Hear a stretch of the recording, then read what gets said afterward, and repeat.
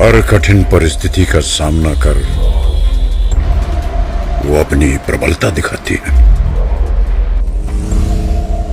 इसीलिए तो नारी शक्ति कहलाती है। शक्ति शक्ति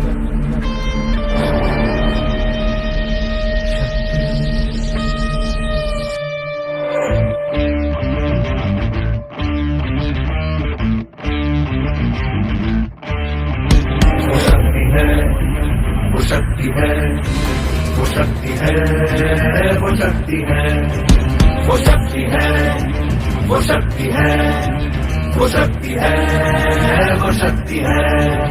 कभी कभी वो शक्ति है, कभी कभी वो भक्ति है। ना झुकती है ना रुकती है, ना थमती है ना थकती है। ना झुकती है ना रुकती है, ना थमती है ना थकती है। वो शक्ति है, वो शक्ति है, वो शक्ति है, वो शक्ति है, वो शक्ति है, वो शक्ति है, वो शक्ति है।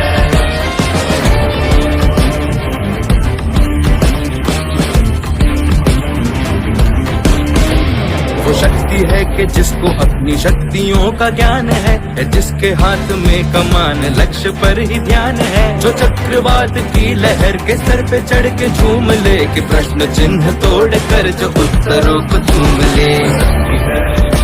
वो शक्ति है, वो शक्ति है, वो शक्ति है, वो शक्ति है, वो शक्ति है, वो शक्ति है, वो शक्ति है।